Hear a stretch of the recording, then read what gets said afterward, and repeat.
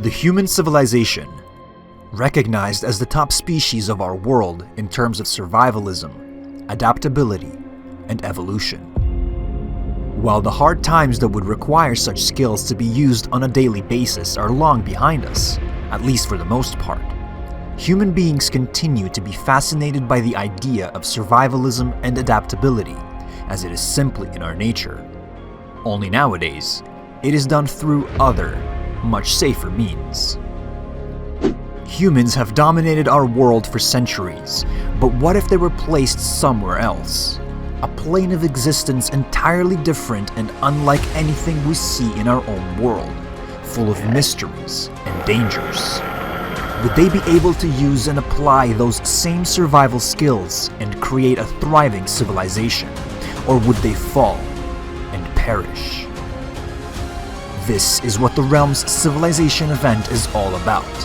Welcome to the End Experiment.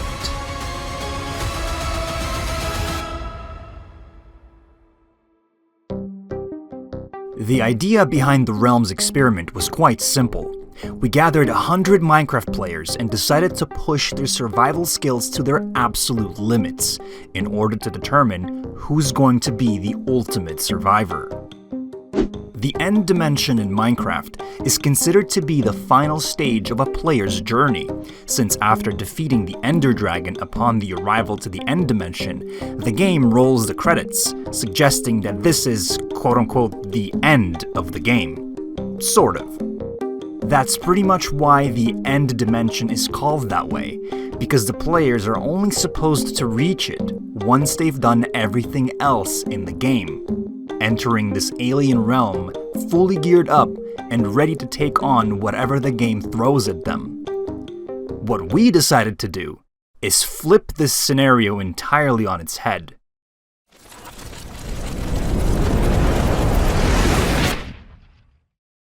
The end dimension will now be the place where everyone starts their journey, entirely naked and gearless, with no clue of where they are and what they're supposed to do. The goal of the experiment was to see if players can adapt and overcome these incredible adversities in a tremendously hostile environment, come together, and form a proper civilization. This was the map chosen for this experiment. Players would spawn in one out of the 5 following locations, based on their personal choices. Players would be able to make these choices at the game's spawn by clicking on signs which would teleport them to their respective locations, with the only information provided to them being that one of these locations is at the center of the map, while the others are spread around randomly. All of these locations had their own advantages and disadvantages, some more than others. What's special about this map is that it contained 12 end cities within a 2,500 block region, and apart from them having normal end city loot, all of these end cities were special in their own way, as each end city also contained their own exclusive custom loot, which wouldn't be found in the other end cities. And to make the players' lives even harder, we made sure that most end cities' exclusive custom loot is useless on its own, and is only valuable if you combine it with more exclusive custom loot from other end cities. For example, tree saplings and crops are useless on their own if there is no dirt to plant them on, and no bone meal to make them grow. Therefore, we made sure that the end cities containing trees and crops are located on the opposite side of the map from the end city that contains dirt and fertilizers, just for that extra troll factor. Now, of course, all of this seems interesting and pretty doable on paper. However, in order to make sure that we are not slamming our test subjects with an impossible task, we laid out the following plan on how the difficulty will gradually increase over the days, allowing the players to adapt and get accustomed to the harsh and hostile environment.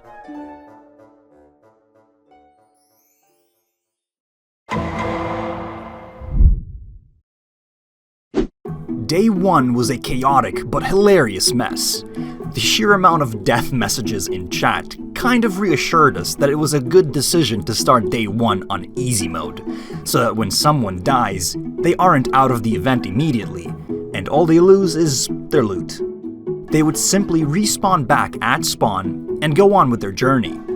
We pretty much anticipated that this would happen, therefore, we made it so that the naturally generated end city loot would respawn back in chests as soon as the players leave the chunk in which the chests are located. While there were those that capitalized greatly on this mechanic, apparently either not everyone got the memo, or people thought that they were too good to die, breaking every chest that they came across. This scenario was apparent in the Crafter's End City, which was the first one to get looted, being right next to one of the spawn areas. The first course of action for whoever did not spawn next to an End City was to make Enderman killing chambers, and get them pearls, to use them in transportation, getting across End Islands to find and loot the End Cities. Those that did spawn next to an End City got the upper hand early. Being the first one to loot the majority of the Crafter's End City, Dynastics was the first one to obtain an Elytra, giving him quite the advantage early on, as he was now fully geared up and ready to explore the other End Cities, without needing any backup. The second city to get looted was the Crops one, and then the Redstone one, which also saw the majority of the chests destroyed. Wardenator and Soulslayers were the ones in charge of this expedition that took care of the southern part of the map. They were also the ones to make it to the End Ship, while the rest of their group looted the End City. And while Wardenator was the one who claimed the Elytra, he didn't really trust himself with flying, so he gave it away to Thunder, who also shared some of the spoils of his loot. While each of them were part of separate groups, they decided to stick together for the time being, since they all helped each other loot this End City. So are you guys part of any official team? Because I was part of a team, but I don't think really coordinated well. I was part of Water Gang. I'm not part of a team. I don't know where my team is, so I guess I can just chill with you guys if you want. We can be our own Yeah, little sure. Here, team. yeah, for now. They were also the group that looted the Saplings End City, and got another Elytra thanks to Lacris. While this was probably one of the more organized groups that was able to get their hands on saplings, redstone, and crops, on the other side of the map, right beside spawn location 3, not everyone was having such a great time. How am I surviving? I do not know.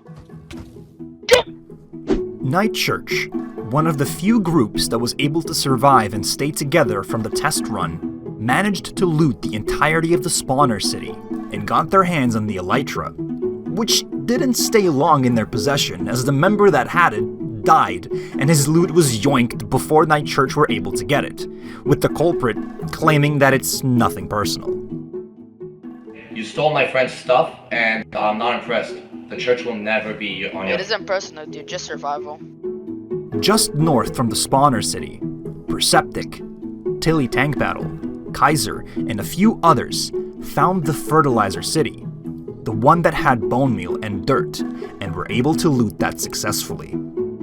If you remember from earlier during the day, Dynastics was working mostly alone, trying to loot as many end cities as possible on his own to get an advantage over others. Well, he wasn't the only one. Speed Demon was also one of the first few people, along with Dynastics, to loot the Crafter's End City, and was also making great progress traveling through the map and looting end cities on his own. He was also the first one to discover the armored end city, bringing the rest of his friends there and allowing them to loot it as well.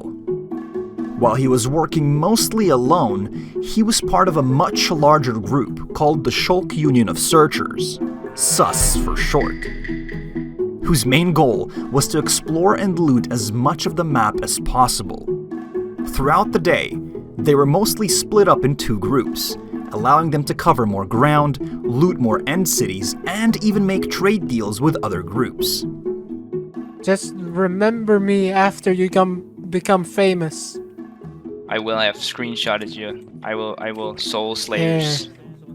Alright. Oh. And towards the end of day 1, they settled in the Gold End City, hiding most of their valuable loot beneath it. Closer to the center of the map, the lava smelter's end city was explored by two different groups, which would later be known as Shovel Gang and Folklore. Shovel Gang came to be due to the fact that most of the tools that the group would find in the end cities were shovels.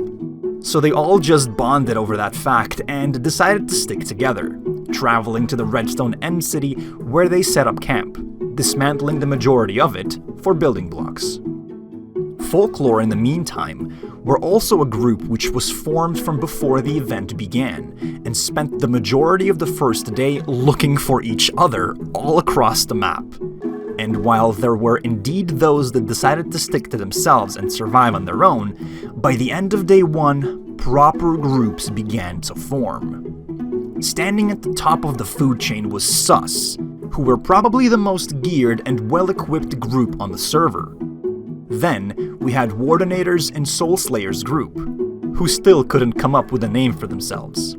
Well, we've not actually came up with a name yet. We're just kind of a bunch of randoms who didn't really have a team Yeah, and who came lost? Yeah, we lost our original people, or there wasn't any communication about where to Yeah. meet up, and we just found each other. together. So there's about 6 or 7 of us in that little group. They settled at the Sapling's end city for the time being, but were adamant to go out and explore on the second day to find a better location for their base. Shovel Gang occupied the Redstone end city, or at least whatever was left of it. Look, I can alternate between shovels, dude. Dude, that's so cold. No! Oh no! This stuff, I gotta stop. That's so funny! Night Church was the only group that stuck together for the majority of the first day, which unfortunately prevented them from going anywhere further than the spawner end city. Kaiser, Tilly Tank Battle, and Perceptic's group decided to call themselves the Councilmen. And as much as they insist on me calling them by the shortened version of their name, I will continue to refuse to do so. They mostly stuck around the northeastern part of the map and had plans to start the first ever farm on the server thanks to the loot that they were able to gather from the fertilizer's end city. I have everything to make a farm, boys. I can make a farm.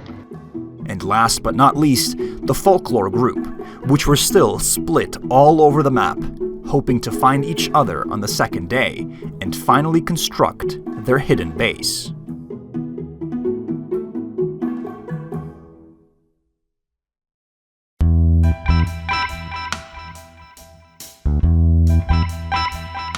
Day 2 started off slow, with the only difference from day 1 being that the server was now on hard mode, and mobs would deal more damage.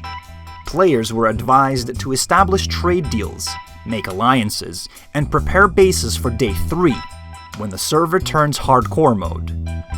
And so, in the beginning of day 2, most people continued to farm ender pearls and camp end cities, to capitalize on the respawnable loot. Perceptic, who was originally part of the Councilmen, had a plan to make a secret base just for himself, and become the richest person in the event all alone. He discovered that there was a composter in the fertilizer end city, which he looted together with the other Councilmen, and with him having bone meal, dirt, and beetroot seeds, which naturally spawn in end cities, he had plans to create the first ever farm on the server, capitalizing on the infinite bone meal market. And once he got his hands on the composter, the only thing missing in his life was a hoe. Quite literally. Therefore, he was able to secure a trade deal with BIA from Sus, who would travel to Perceptic's base and exchange a wooden hoe for a few pieces of dirt and some bone meal. If you remember from the previous day, BIA was able to obtain a sapling from Soulslayers and Wardenators group, a sapling which he then passed on to one of the Sus leaders, Speed Demon, who was unable to attend the event during day 2, pretty much blocking his entire group from making any progress because the sapling was in his inventory. Therefore, BIA had to take matters into his own hands once again, find Soulslayers, and trade for saplings with him once more, finally having something valuable to give in return. While BIA was making his way back to the sus base, just about 100 blocks south from where he met with Perceptic, another meeting was about to take place. Night Church leader, Tersamet, was waiting together with the councilman for the arrival of his other Night Church members to discuss some sort of a special alliance with the councilman. Okay, me and Tank Battle here have had a discussion, and we've decided to offer both Seaman and Night Church an interesting proposition. The council, the Seamen, know of a good Ender city that we, as Night Church, could potentially claim. The council will be the ones protecting the Night Church in all of this. The council will get 25% of all the loot generated at the End City. The Night Church will get 25% of all the loot generated at the End City. And the public, meaning anyone who is not attacked, the council or Night Church, will get the other 50% of the loot, first come, first serve. No bias towards anyone. So to summarize, Night Church takes control over an End City, camps the respawnable loot, while the councilmen protect them. The loot is then split, with Night Church and councilmen both getting only 25% of the spoils, while the other 50% goes towards helping others, or gets reserved for trade deals. The meeting proved to be successful, and an alliance was formed. The Seamen, or at least the top leadership of Seamen, have already decided that they like this plan and are willing to accept it if Night Church goes with it. I agree to this, yes. Okay, it's official. The only thing that Night Church and the majority of the councilmen had left to do was reunite with the rest of the councilmen that stayed near Night Church's newly owned End City, where they were building both councilmen's bases, the public one and the private one. Seems like quite the easy thing to do, right? I mean, they only had to walk about 100 blocks in one direction. Surely it can't be that hard. Hey, what the fuck you two talking about there? You're on my lawn! What you mean? I've been here this whole time. What the fuck are you talking about? Here it is! Look what the fuck you just did! You killed 2 people! You have to pay the insurance. Wait. Fuck. We will now be heading towards the location. Keep your heads down. My head will be fully up. Alright guys, no Fortnite funnies over here, alright? Explain that in Fortnite terms. Alright, so no Dwayne The Rock Johnson's here. Oh, okay. This is completely looted. This is looted on the exception of one chest. What chest is that? I have no fucking clue. Oh shoot, more shulkers. Hey, I love shulkers. Died. Let's take his stuff. Ah, for kill card, got it. Kill card. Give What? I didn't know. Fuck you. I need to find someone. Hold on. Hello. We've come to play a game. We're not the game. Do you have that? 1 seed for 1 sword. One seed. 1 sword. I'm stopping the other guy from 2 mining it. beetroot seed. I don't have another sword. You got a license for that? You have a license for your mom being so fat? Have a sword. Who the frick has the alarm going on? I have no idea. I think that is me. I am just kidding. Please give me key of Vortex, cause you Master Chief and I you're so opinion, and that's very funny. Hey Conejo, get the fuck off my house. Nico. Carajo, te quieres morir. Ay, ¿dónde estás? Corre. Yo dije corre ahora. Are you part of Seaman? This is my home. Are you part of Seaman? Okay, guys, kill the Enderman. Oh my god, I just realized the name of that. It's a hard knock life for us. It's a hard knock life for us. Static treated, we get tricked. Static kisses, we get Oh shoot! Anyways, back to being an asshole. Fuck all of them. See you later! Motherfucker. I made a mistake. don't know me, all of my stuff is in an ender chest. I have netherite. Yeah, I just don't like wearing it because I'm very unstable. By that I mean I just fucking I like to die.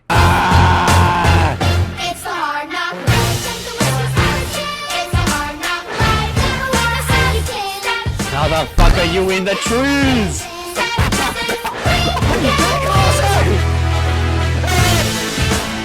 Someone is being attacked. I think it's me. Probably me. I don't know. It's always me. Thanks to some outside interference and quite hefty distractions, the Night Church and the councilman ended up wasting an entire hour going in a completely different direction.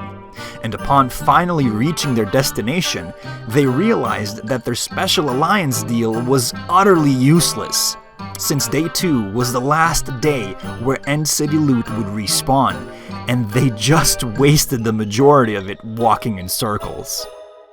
Nonetheless, Night Church ended up basing quite close to the councilman to maintain their newly formed relationship.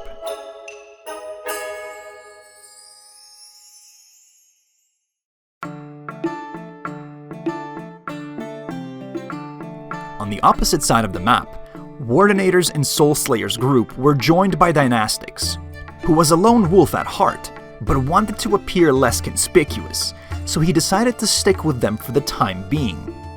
The group was being proactive. Dynastics and Lacris stayed at the Sapling's End City to camp respawnable loot and farm ender pearls.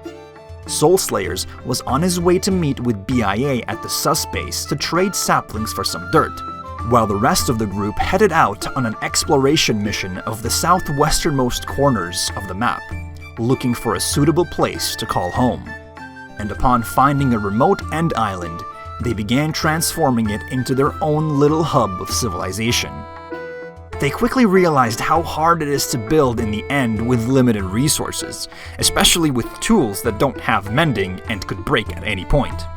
They argued that out of all the tools and items in Minecraft, at this moment in time, a stonecutter would be one of the most valuable items on the server, which was uncraftable at this point due to the fact that no one has found the Water End City yet, and were unable to make a cobblestone generator. Nonetheless, Soulslayers was able to meet up with BIA at the sus base and successfully trade an oak sapling for a piece of dirt. This little trade gave sus direct access to golden apples, since they were the only group in the event which had the majority of the gold on the server, having made their base at the Gold End City after looting it dry. Soulslayers decided to be extra nice and give them a spruce sapling to use as well, so that they can grow a tree and get themselves a spruce sapling too, establishing a great trade relationship between his group and sus. At that same time, Shovel Gang were also passing by the sus base after returning from their End City looting expeditions.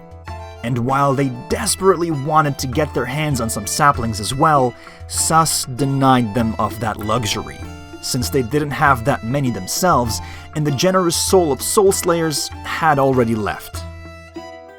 Shovel Gang did not leave empty-handed though, as sus geared up the entirety of Shovel Gang with shields in exchange for some iron and diamonds. Sus also consisted of a smaller group called the Legion, which got absorbed by sus upon the Legion's decision to live together with sus at the Golden End City. The thing is, the Legion was amongst the first groups of people to loot the Crafter's End City, with Dr. Pickle getting his hands on the so-called most valuable item on the server. Okay, but I need to declare something here. I have a stone cutter in my possession. It is the most valuable item in the game. He made a podium for himself to announce these great news to everyone at the sus base, but got pretty much ignored because sus was having too much fun torturing Jebel.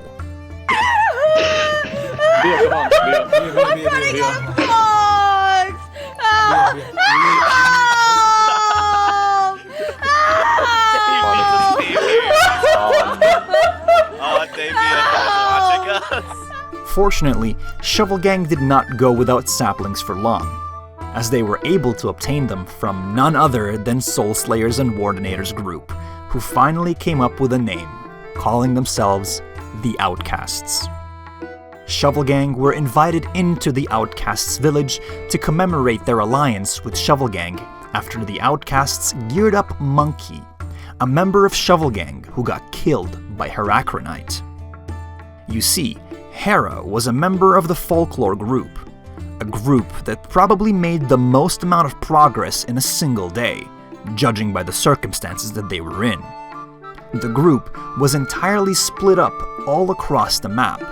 Therefore, they had to come up with a predetermined plan before Day 2 began in order to make the most out of it. Those that were in the middle of nowhere were tasked with farming ender pearls and looking for advantageous areas to rendezvous at. Those that were nearby end cities, like Hera and Mika, were tasked with camping them hard, preventing anyone else from looting them. Hera took his task a bit too seriously, spleefing literally anyone that approached him. This included Hades from Sus and Monkey from Shovel Gang. And with Shovel Gang and Sus being allied with pretty much all the other factions on the server, the Folklore group now had no friends and only enemies. Shovel Gang did not seek immediate vengeance for their fallen friend.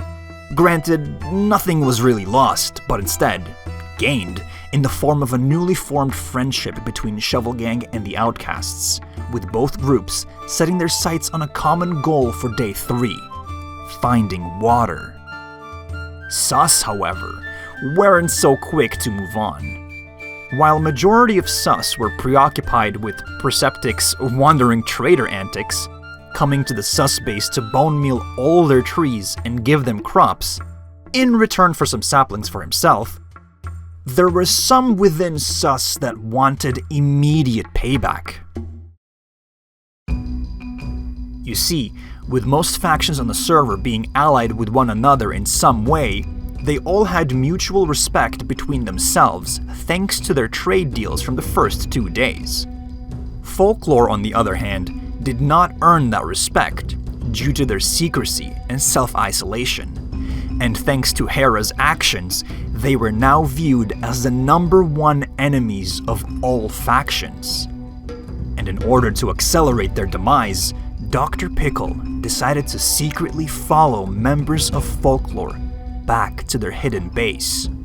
His plan was to go there with lava buckets and pickaxes, attempt to infiltrate and sabotage as much as possible right at the start of Day 3, knowing full well that he would die while doing so.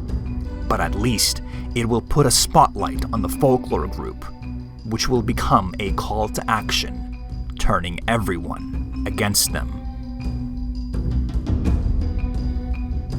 Since the Realms experiment was a weekends-only event, as was voted on by the community, there were 5 whole days between Day 2 and Day 3 of the event, which granted players loads of time to prepare for the inevitable deathband-type Minecraft Civilization experience, with many resorting to offline practice in their own private worlds. Not only that, players had the opportunity to form alliances and make plans off-game, creating somewhat of a hierarchy among the groups in the event. Now keep in mind, this hierarchy is not based on how stacked each group is, but more so which group is the most feared, respected, and has the most connections. At the top of the food chain were Sus, with Night Church and Councilman falling directly below them. All 3 of these groups were united under the Coalition, a trade alliance that would come into play on Day 3. Right after those came the Outcasts and Shovel Gang, and while they were not part of the Coalition, they still had great ties with the top dogs, Sus. And at the very bottom sits the Folklore group, not having any alliances or connections, and being under threat of complete elimination.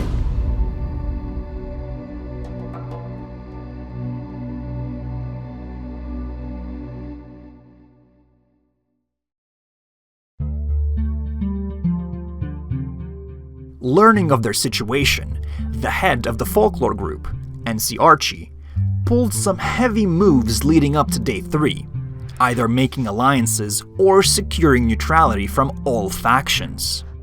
Thanks to the coalition, the plan for Day 3 was for all factions to come together to the councilman's base and trade, sharing resources and gear, uniting all factions and establishing universal peace. The main idea behind this universal peace treaty was the creation of the first ever cobblestone generator on the server, as the folklore group agreed to bring the councilman some lava, and the outcasts promised to bring a water bucket. What the councilman didn't know, however, is that the outcasts did not have a water bucket, and with the help of Shovel Gang, were going to dedicate the entirety of Day 3 to finding one, as the only end city that was yet to be discovered was the water one. Not only that, the only member from the folklore group that had a lava bucket was the notorious Hera, who wasn't going to part ways with it so easily. Folklore were aware of Hera's stubbornness, and decided to send half of their team to the councilman's base entirely empty-handed, just to collect whatever goods they may come across, playing it dumb that they forgot to bring the lava bucket with them. In the meantime, the rest of the folklore group would abandon their hidden base and travel to a new, predetermined location where they would make their new hidden base, since their current one got compromised, thanks to Dr. Pickle, who now found himself in quite the proverbial pickle, logging off inside of Folklore's hidden base on Day 2. And upon the start of Day 3, he quickly started running away from the island where the Folklore group was hiding, throwing his sabotage plan out the window, since the Folklore group was no longer considered a threat. The Folklore group agreed on a new playing method that they would use in order to get everyone off their backs, killing everyone with kindness. And since they were one of the most stacked groups on the server, they could definitely afford it, quickly catching up with Dr. Pickle, who was running for his life, sharply interrogating him, and giving him some stuff for free, since he was there alone with basically nothing at all. Not without Hera trying really hard to resist his intrusive spleefing thoughts. I'll bridge across when y'all leave so I don't get spleefed. No. Well, we're not bad people. We don't. Well, I can speak for me at least. I don't spleef people. No. No. Hera, no. Come on. No. No. Stay away.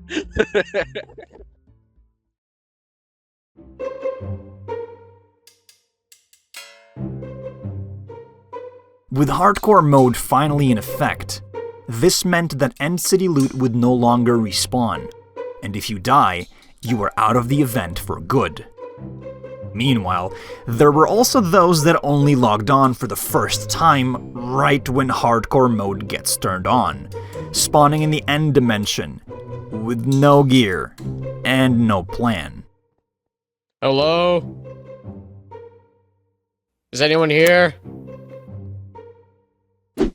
Having 0 fatalities in the first quarter of an hour, Kaiser decided to do the honors and attempt a chorus fruit clutch, which failed miserably, landing him in the void as well as the Hall of Fame, being the first registered death in the event.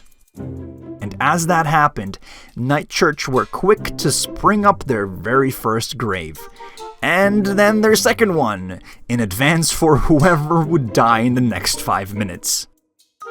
2 minutes passed, and the Void claimed yet another victim. In the meantime, Sus had quite the challenging day ahead of them. Their plan was to completely demolish the Gold End City, where they made their base, to collect as many materials as possible in order to build their very own custom End City instead. And as the demolition crew was hard at work, they suffered a casualty of their own, losing the loving Jevil to fall damage. Moving along to Shovel Gang, due to their End City looting expeditions from Day 2, their entire team was spread all over the map, and their main objective for Day 3 was to collect every single one of their members and bring them to the Outcasts' town, featuring some impressive speed bridging from Mindless. And after spending the first half of Day 3 finding all their teammates, they returned to the Outcasts' town only to get one of their main members, Monkey, absolutely obliterated by Endermen. Unfortunately for Monkey, but fortunately for his team, he died while being surrounded by his friends, who were able to collect all of his valuables, especially the saplings that he was carrying. Of course, while some took Monkey's death better than others. Dude, how did he die? He's such a clown. What a bozo. Oh my god, another person died. Oh my god, they're dropping like flies. For the remainder of Day 3, Shovel Gang helped the Outcasts build up their town, make a grave for their fallen friend, create some pretty cool pixel art, and mess around with sus. Okay. I'm about to perform a magic trick. Hold on. Okay, Houdini, do it. Tree. Yeah, Houdini. Hold on. It's a magic trick. Guys, It's a it's a magic trick. Houdini. Look. Trust. Come on, Houdini. No, actually, no.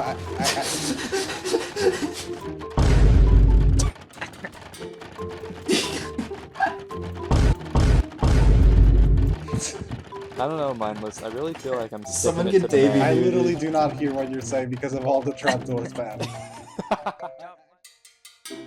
The Outcasts, on the other hand, were able to find 2 wanderers, Hot Buns and Little Onion, and recruit them to their faction, giving them refuge at their town. Sadly, the councilmen weren't as lucky as the Outcasts.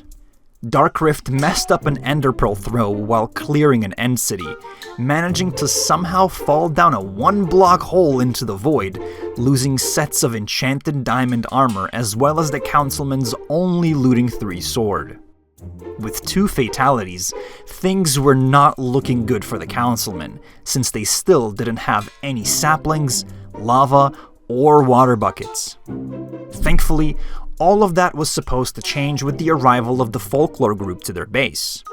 However, even that didn't go according to plan. The member of folklore who had the lava bucket didn't even come with the group to the councilman's base, and was occupied building up their own hidden base. Not only that, Puffin, who was supposed to bring the non-existent water to the councilman, spent the entirety of Day 3 standing at the entrance of Night Church's base, staring menacingly. Hey, guy with a pumpkin on his head, can you say something real quick so my friend here can feel better? I don't think that is words. Why are you standing here menacing? Yeah, the pumpkin head is the most amazing tool in the world. Oh. What is Puffin doing? I don't know what Puffin is, what he's up to, but he stresses me out. He's just been staring at the church menacingly for about the... Trying to avoid Puffim's questionable intimidation tactics, Night Church somehow managed to get their hands on a spruce sapling and were now trying to grow it. Learning of this, both the folklore group and the councilmen made their way to Night Church in hopes of somehow convincing Night Church to give them some spare saplings once they managed to grow their own. Strangely paranoid and overprotective of their stuff, Night Church were constantly removing the sapling every time someone would either step foot in their base or even approach it. Because of this, they were only able to grow the tree once during the entirety of Day 3, only sharing the saplings with their allies, the councilmen, while making the folklore group wait until Day 4. Their paranoia was so extreme that they even made a massive network of maze-like tunnels below their church just to hide one ender chest. Of all things! An ender chest! Why? I still don't know. Anyways, with more graves popping up as Day 3 came to a close, there is one death that I would like to discuss in particular.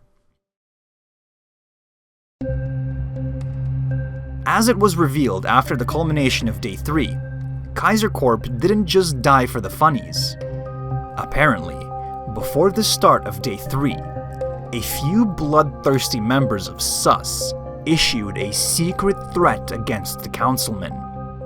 Either Kaiser jumps in the void, or the councilman would get raided and destroyed by SUS when PvP gets enabled come Day 4. To prevent dissension within the coalition and to protect his peers, Kaiser sacrificed himself for the greater good.